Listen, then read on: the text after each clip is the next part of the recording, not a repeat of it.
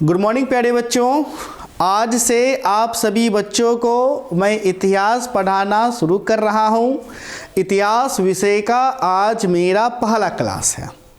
इस पहले क्लास में आप सभी बच्चों को मैं इतिहास विषय का सर्वप्रथम सिलेबस समझाऊंगा, ठीक है। और ये जो सिलेबस है न्यू सिलेबस है किन बच्चों के लिए, जिनका सेशन 24-25 है, ठीक है प्यारे बच्चों। सिलेबस को काफ़ी अच्छे से मैं समझाऊंगा तथा मैं यह भी बताऊंगा कि कौन सा अध्याय आपके लिए अति महत्वपूर्ण है, वो भी एग्ज़ाम के दृष्टिकोण से। उसके बाद मैं यह भी बताऊंगा कि आपको कौन सा बुक खरीदना चाहिए, ठीक है। तो चलिए प्यारे बच्चों, बिना किसी देरी के क्लास को हम प्रारंभ करते हैं। चलिए, तो कक्षा हो गया 12, विषय इतिहास, सिलेबस सत्र हो गया 24-25। तो प्यारे बच्चों, सर्वप्रथम आपके मन में तो यह प्रश्न आएगा कि सर इतिहास विषय में कितने किताब हैं, ठीक है।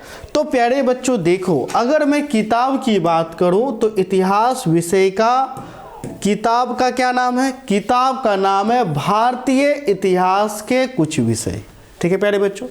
क्या नाम हो गया? भारतीय इतिहास के कुछ विषय, ठीक है। अब ये जो किताब है भारतीय इतिहास के कुछ विषय, यह 3 भाग में बटा हुआ है। कितने भाग में? 3 भाग में, ठीक है। तो पहला भाग जो होगा भाग 1 होगा, फिर भाग 2 होगा और फिर भाग 3 होगा। अर्थात हम कह सकते हैं 12वीं कक्षा में इतिहास विषय में 3 किताब का नाम भारतीय इतिहास के कुछ विषय, भाग 1, 2, 3, ठीक है। और इन तीनों किताब के अध्याय को हमें क्या करना है? देखना है। तो इस बुक का सिलेबस देखने से पहले थोड़ा बहुत हम बुक के बारे में जान लेते हैं। बुक क्या कहना चाह रहा है? प्यारे बच्चों, जैसा कि आप देख पा रहे हैं, बुक का क्या नाम है? भारतीय इतिहास के कुछ विषय। अब जैसे आप शीर्षक से स्पष्ट हो रहा है भारतीय इतिहास, अर्थात 12वीं कक्षा में आपको भारत के इतिहास के बारे में जानना है, दुनिया के इतिहास के बारे में नहीं जानना है। जैसे अगर हम दुनिया के इतिहास की मैं बात करूं, मेसोपोटामिया की सभ्यता कक्षा 11 में आप पढ़े होंगे, मिस्र की सभ्यता, ठीक है। तो हमें विश्व इतिहास को पढ़ना नहीं है, हमें भारतीय इतिहास के बारे में पढ़ना है। जैसे भारत का इतिहास क्या क्या है आपने सुना होगा, हड़प्पा सभ्यता, ठीक है, मगध साम्राज्य, मौर्य साम्राज्य, गुप्त साम्राज्य, विजयनगर साम्राज्य, मुगल साम्राज्य। तो भारत का जो भी इतिहास रहा है उन सभी इतिहास को हम इस बुक में अध्ययन करेंगे, वो भी अलग अलग भाग में, ठीक है। चूँकि यह किताब 3 भाग में बटा हुआ है तो इसलिए सर्वप्रथम हम सिलेबस किसका किसका देखेंगे। तो पहला जो भाग हो जाता है वह हो जाता है भाग 1, ठीक है प्यारे बच्चों, फिर भाग 2, फिर भाग 3। अगर हम तीनों भागों के अध्याय को मिला दे तो इतिहास विषय में कुल मिलाकर के 15 अध्याय हैं। कितने अध्याय हैं प्यारे बच्चों? 15 अध्याय हैं, ठीक है। चलिए, इतिहास विषय में कितना अध्याय हो जाता है? 15। और ये जो 15 अध्याय है तीनों खंडों के मिला करके होता है। अगर हम भाग 1 की बात करें, यानी कि इतिहास का पहला किताब भाग 1, तो भाग 1 में प्यारे बच्चों कितना अध्याय है? तो भाग 1 में 4 अध्याय है। कितना अध्याय है? 4 अध्याय, ठीक है। और इस 4 अध्याय में जो आपका पहला अध्याय है, पहला अध्याय जिसका शीर्षक है ईंटें मनके तथा अस्थियां, ईंटें मनके तथा अस्थियां, जिसे हम हड़प्पा सभ्यता भी कहते हैं, ठीक है प्यारे बच्चों। क्या कहते हैं? हड़प्पा सभ्यता। अर्थात पहले भाग में सर्वप्रथम अध्याय 1 में आपको क्या पढ़ना है? आपको हड़प्पा सभ्यता के बारे में पढ़ना है। ठीक है, हड़प्पा सभ्यता यानी भारत का अगर हम इतिहास की बात करें तो भारत का इतिहास प्यारे बच्चों कहाँ से शुरू होता है? तो हड़प्पा सभ्यता से ही शुरू होता है। इसलिए इतिहास विषय का पहला अध्याय आपका हड़प्पा सभ्यता हो जाता है। ये जो हड़प्पा सभ्यता है प्यारे बच्चों काफ़ी महत्वपूर्ण अध्याय है। आपका 15 अध्याय में जो आपका पूरा बुक है, पूरा बुक में कितना अध्याय? 15। तो 15 अध्याय में से सबसे ज़्यादा अगर प्रश्न पूछा जाता है तो हड़प्पा सभ्यता से ही पूछा जाता है। चाहे आप किसी भी बोर्ड के हों, UP board, MP board, Bihar board, Jharkhand board, Rajasthan board, आपका कोई सा भी बोर्ड हो, सभी बोर्ड में हड़प्पा सभ्यता से अधिक प्रश्न पूछे जाते हैं। चाहे प्रश्न वस्तुनिष्ठ के रूप में हो या सब्जेक्टिव के ही रूप में क्यों ना हो, यानी विषयनिष्ठ के ही रूप में क्यों ना हो। ठीक है, चलिए, तो हड़प्पा अध्याय यानी पहला अध्याय कौन सा हो गया? हड़प्पा सभ्यता। ठीक है, अब जब प्यारे बच्चों हम हड़प्पा सभ्यता को पढ़ाएंगे तो जब हड़प्पा सभ्यता को पढ़ाएंगे तो अध्याय 1 के विषय वस्तु को हम उस टाइम बता देंगे, क्योंकि अगर अभी हम एक एक अध्याय का सिलेबस बताते हुए चले तो क्लास तो काफ़ी ज़्यादा लंबा हो जाएगा। हो जाएगा कि नहीं हो जाएगा? बिल्कुल हो जाएगा। तो सिलेबस को ख़त्म करके हम तो पहले अध्याय पढ़ ही जाएंगे, तो अध्याय को पढ़ाने से पहले अध्याय का सिलेबस बता देंगे। ठीक है, आज लाइटली यह जान लो कितना अध्याय है, कौन अध्याय महत्वपूर्ण है, किस पर ज़्यादा समय देना है, किस पर ज़्यादा समय नहीं देना है। क्योंकि देखो, जीवन में मेरा यह बात नोट कर लो, 2 चीज़ हमेशा आपको ज़रूरत पड़ेगी। पहला, एक ज्ञान, ठीक है, दूसरा अंक। आपका जो 12वीं कक्षा में अंक आ जाएगा ना प्यारे बच्चों, वह कभी मिटने वाला नहीं है। आप कक्षा 10 का एग्ज़ाम दे चुके हैं, आपके कक्षा 10 में जो अंक आ चुके हैं, आप खुद बताइए क्या वह अंक घट सकता है या बढ़ सकता है? नहीं ना, जो आ गया सो आ गया। इसलिए 12वीं कक्षा में हम इस प्रकार पढ़ेंगे जिससे हमारा ज्ञान भी यानी ज्ञान भी प्राप्त हो सके और अंक भी प्राप्त हो सके। ठीक है, चलिए, दूसरा जो प्यारे बच्चों अध्याय हो जाता है, दूसरा अध्याय है राजा, किसान और नगर। यानी दूसरे अध्याय में हमें राजा के बारे में पढ़ना है, राज्य के बारे में पढ़ना है तथा उस राज्य के जनता के बारे में पढ़ना है। तो दूसरे अध्याय में विशेष करके हमें किसके बारे में पढ़ना है? तो मगध साम्राज्य के बारे में पढ़ना है, मौर्य साम्राज्य के बारे में पढ़ना है, गुप्त साम्राज्य के बारे में पढ़ना है। आपने कहीं ना कहीं तो सुना होगा मगध साम्राज्य, मौर्य साम्राज्य, गुप्त साम्राज्य। ठीक है, जिनके राजा कौन थे? अगर हम मौर्य साम्राज्य की बात करें तो मौर्य साम्राज्य में देखिएगा महान राजा चंद्रगुप्त मौर्य, सम्राट अशोक, गुप्त साम्राज्य में समुद्रगुप्त, विक्रमादित्य। तो ये जो महान जो राजा है उनके बारे में हम लोग अध्याय 2 में पढ़ेंगे। तो इस प्रकार ये अध्याय भी काफ़ी ज़्यादा महत्वपूर्ण हो जाता है। ठीक है, तीसरे अध्याय में हमें क्या पढ़ना है? बंधुत्व, जाति तथा वर्ग। तीसरे अध्याय में हमें भारतीय व्यवस्था को पढ़ना है, भारत का व्यवस्था। ठीक है, जो कि मातृ शतात्मक के बाद 35 शतात्मक हो जाता है। ठीक है, तो 35 शतात्मक के बारे में पढ़ना है। ये जाति क्या है, ये धर्म क्या है, वर्ग क्या है, वर्ण क्या है। ठीक है, 35 शतात्मक व्यवस्था क्या होता है, ए से लेकर के जेड तक हम लोग पढ़ेंगे। ठीक है प्यारे बच्चों, और इस अध्याय में हम महाभारत का भी अध्ययन करेंगे, श्रीमद् भगवत गीता का भी अध्ययन करेंगे। ठीक है, तो इस प्रकार ये अध्याय उतना महत्वपूर्ण नहीं हो जाता है। कौन सा? तो तीसरा अध्याय। ठीक है, तीसरा अध्याय। और हाँ, ये भी बात है, जब तक आप तीसरे अध्याय को पढ़ेंगे नहीं, चौथा अध्याय आपको समझ में नहीं आएगा। अर्थात तीसरा अध्याय चौथा से जुड़ा हुआ है। चौथा अध्याय क्या है? विचारक, विश्वास और इमारतें। अर्थात चौथे अध्याय में हमें गौतम बुद्ध के बारे में पढ़ना है, महावीर स्वामी के बारे में पढ़ना है। आपको पता ही होगा। गौतम बुद्ध कौन थे? तो बौद्ध धर्म के संस्थापक थे। तो बौद्ध धर्म के बारे में हम लोग पढ़ेंगे। बौद्ध धर्म में किस प्रकार बौद्ध समिति हुआ उनके बारे में जानना है। प्रथम बौद्ध ये संगीति, द्वितीयक, तृतीयक, चतुर्थक, ठीक है। उसी प्रकार गौतम बुद्ध का जीवनी, ठीक है, उनका उपदेश, महावीर स्वामी का जीवनी, उनका उपदेश, जैन धर्म से संबंधित सभी बातों का अध्ययन करेंगे। बौद्ध धर्म से संबंधित सभी बातों का अध्ययन करेंगे। किस अध्याय में? चौथे अध्याय में, ठीक है प्यारे बच्चों। और अध्याय 4 पढ़ लेंगे, इतिहास का पहला भाग क्या हो जाएगा? पहला भाग आपका खत्म हो जाएगा। अब आप कहिएगा कि सर इस चारों अध्याय में सबसे ज़्यादा महत्वपूर्ण अध्याय कौन सा है जिनसे अधिक अंक के प्रश्न आपके एग्जाम में आएंगे? तो इस 4 में से सबसे पहला स्थान आ जाता है प्यारे बच्चों ईंटें मणके तथा अस्थियां, यानी हड़प्पा सभ्यता। आपको सबसे ज़्यादा मेहनत अध्याय 1 पर करना है, हड़प्पा सभ्यता पे करना है। फिर उसके बाद दूसरा राजा, किसान और नगर, इस अध्याय पे करना है। फिर तीसरा महत्वपूर्ण हो जाता है अध्याय 4 विचारक, विश्वास और इमारतें, ठीक है प्यारे बच्चों।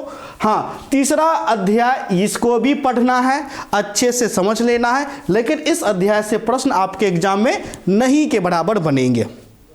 तो एग्जाम की दृष्टिकोण से यह अध्याय उतना महत्वपूर्ण नहीं हो जाता है जितना ये 3 अध्याय आपका महत्वपूर्ण आपका हो जाता है, ठीक है प्यारे बच्चों। चलिए, अब जो इतिहास का दूसरा बुक है प्यारे बच्चों, दूसरा बुक का अध्याय जो प्रारंभ होगा वो अध्याय 5 से प्रारंभ होगा। किस अध्याय से?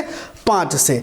5वां जो प्यारे बच्चों अध्याय हो जाता है जिसका शीर्षक है यात्रियों के नजरिए, ठीक है। अब देखो, भारत में समय समय पर विदेशी यात्री आए, जैसे इब्न बतूता आया, अल ब्रूनी आया, फ्रांसवा बर्नियर आया। ये सभी कौन है? विदेशी यात्री हैं।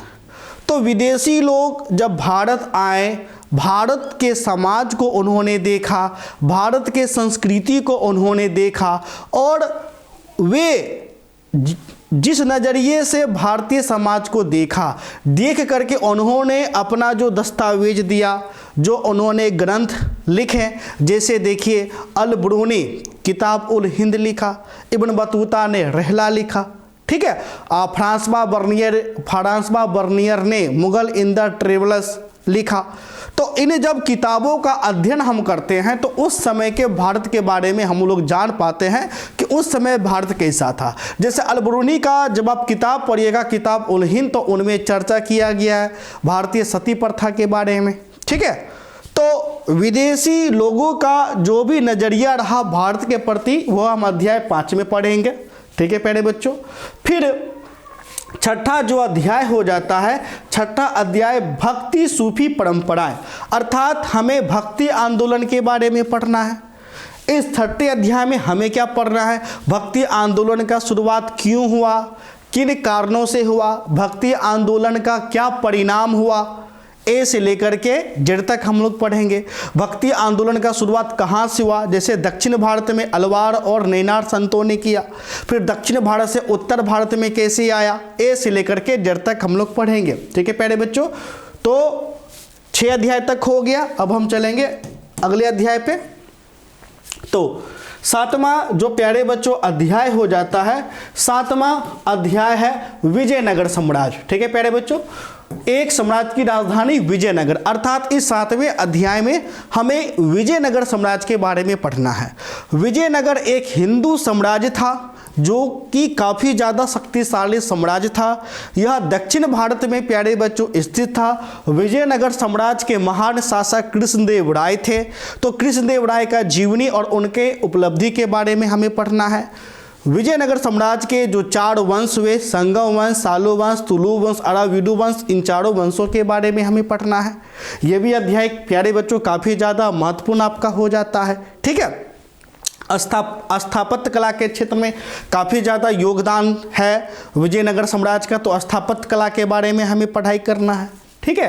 फिर उसके बाद जो 8वां अध्याय हो जाता है किसान, जमींदार और राज्य, इनके बारे में पढ़ना है। हम लोग देखेंगे कि किस प्रकार मुगल काल में भू राजस्व प्रणाली था।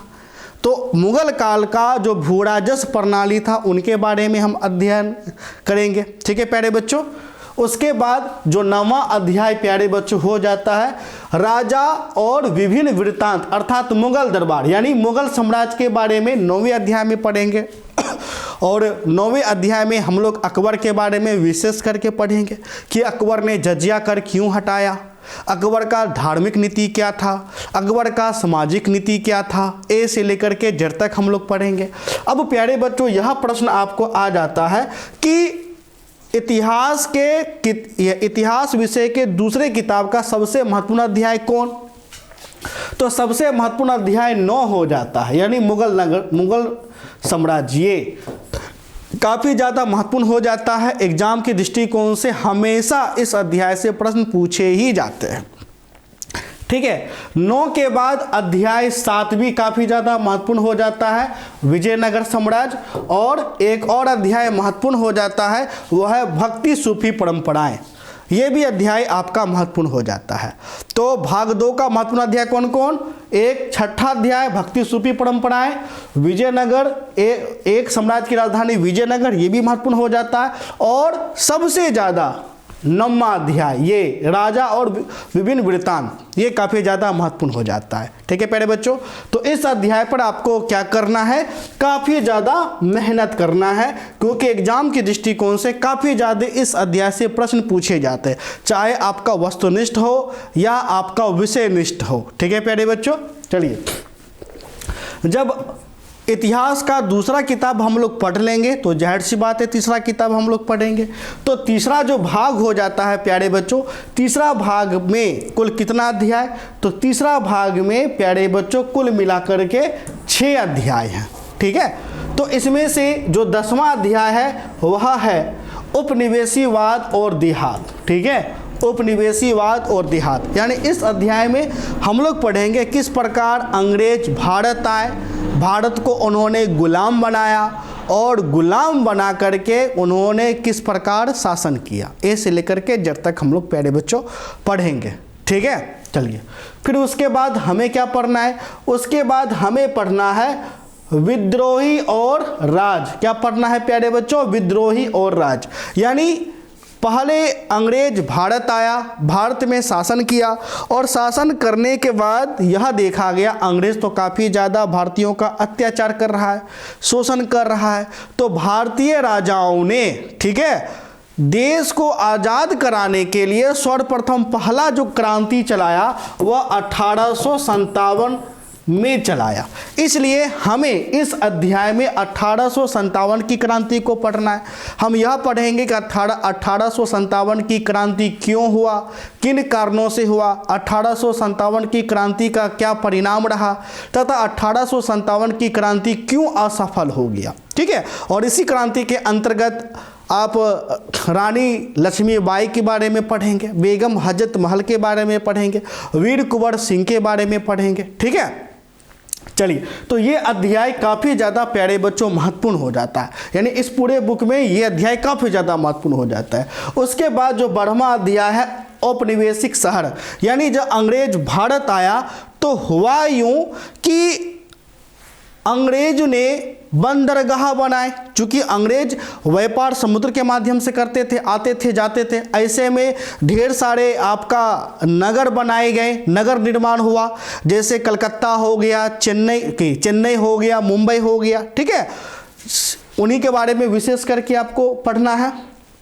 चलिए, जैसे सिविल लाइन्स हो गया, उनके बारे में पढ़ना है। फिर उसके बाद जो 13वां अध्याय ये काफ़ी ज़्यादा महत्वपूर्ण हो जाता है।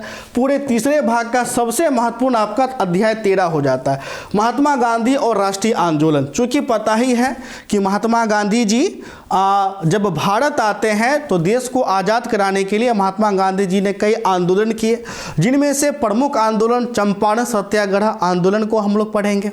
ठीक है प्यारे बच्चों, खिलाफत आंदोलन को पढ़ेंगे, असहयोग आंदोलन को पढ़ेंगे, भारत छोड़ो आंदोलन को पढ़ेंगे, जालियांवाला बाग, दांडी यात्रा, रोलेक्ट एक्ट, यानी यह अध्याय काफ़ी ज़्यादा महत्वपूर्ण अध्याय है। इनसे हमेशा आपको प्रश्न पूछे ही जाते हैं, तो इस अध्याय को घोर करके प्यारे बच्चों पी ही लीजिएगा। ठीक है, चलिए, फिर उसके बाद अध्याय 14 में हम लोग देखेंगे विभाजन को समझना कि किस प्रकार हमारे देश का बंटवारा हुआ। ठीक है, मुस्लिम लीग ने पाकिस्तान का मांग क्यों किया, ए से लेकर के जेड तक अध्याय 14 में हम लोग पढ़ेंगे। और अंत में संविधान का निर्माण, कि हमारा देश आज़ाद हो जाता है, बंटवारा भी हो जाता है, तो जो भारत देश बनता है संविधान कैसे बना, हमारे देश के संविधान का क्या विशेषता रहा, क्या स्रोत रहा, ए से लेकर के जेड तक संविधान के बारे में पढ़ेंगे।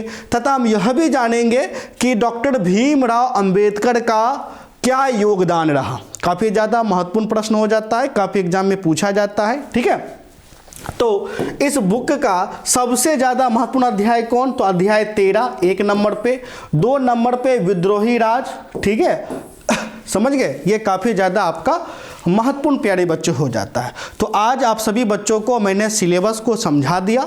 ठीक है, और जितना भी अध्याय है, जैसे जैसे मैं अध्याय पढ़ाऊंगा वैसे वैसे सिलेबस में आपको बताते आपको जाऊंगा। ठीक है प्यारे बच्चों, चलिए आगे हम लोग बढ़ेंगे।